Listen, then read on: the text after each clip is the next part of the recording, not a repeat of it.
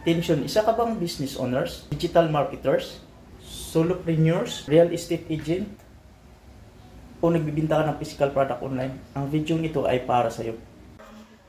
I will reveal the secrets how big company doing to grow into $1 million company. Madalas may tatlong problema ang mga businesses kung bakit ito nag-fail.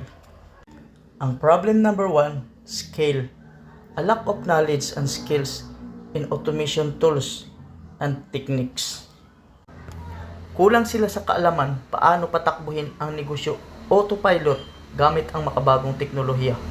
Dapat mapatakbo mo ang negosyo 24 hours a day, 7 days a week o kahit ikaw ay natutulog pa. Mistake number 2, don't adapt. Hindi nila nagawang i-adapt ang mga pagbabago sa mga pamaraan sa pagbenta, sa produkto at sa mga strategy. Alam mo bang ito ang dahilan kung bakit nag-file ng bankruptcy ang Kodak? Hindi nila na-adapt ang mga pagbabago ng mga produkto at marketing strategy. Problem number 3, they don't know how to scale. Wala silang system paano ma-reach ang kanilang mga potential buyers. Wala silang sistema kung paano ma-capture yung kanilang interested customers sa iba-ibang lugar. Ang alam lang nila, bintahan ang yung mga taong dumadaan sa pwesto nila. Now, what if mayroon kang sistema ng pagnegosyo na maaari mong bintahan ang iyong potential customers sa iba-ibang lugar? Okay ba sa'yo? Kahit taga Quezon City ka, mabibintahan mo ang taga Makati. Kahit taga Quezon City ka, mabibintahan mo ang taga Cavite.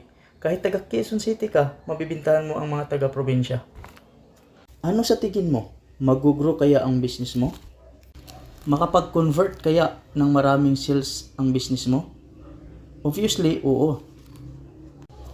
What if magagawa mo ito autopilot? May system ka na nagtatrabaho para sa'yo, may system ka na kumakausap ng mga prospects mo, may system ka na magde-deliver para sa'yo, at may system ka na kukolekta ng mga payment para sa'yo. Para ikaw, magkaroon ng maraming oras sa mga mas importanteng bagay sa buhay mo. Magkaroon ka ng maraming oras para sa family mo. Parang imposible ano? Pero ito ang sabihin ko sa'yo. This is 100% legit. Posible ang lahat ng ito ngayong panahon ng digital age. Gusto mo bang magkaroon ng ganitong system sa business mo? Ayon sa aming survey, 78% ng mga business owners, digital marketers, solopreneurs, real estate agent at iba pang mga negosyo ay gusto nilang magkaroon ng ganitong sistema ng pagbinta.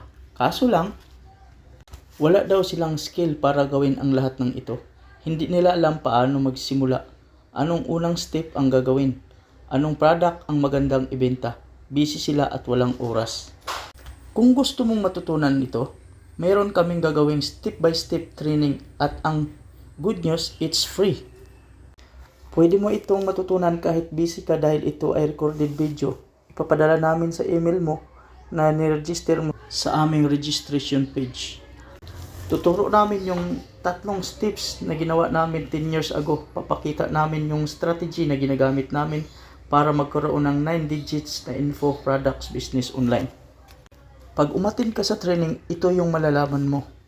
Number 1, paano mag-build ng very rewarding business na hindi komplikado at sakto kahit sa mga walang masyadong background sa negosyo. Number 2, paano gawing automated ang business para magkaroon ng maraming panahon at oras sa ibang bagay. At of course, magkaroon ng maraming sales. Number 3, paano makahanap ng mga interesadong prospects at customers sa iba-ibang lugar na bibili para hindi na kailangang mamilit, mangulit at pangumbinsi ng mga tao. Yung 3 na yan ang sinusunod namin at yan din yung tinuturo namin sa mahigit 150,000 na naging students namin. Gusto mo din bang malaman ang 3 steps na yan?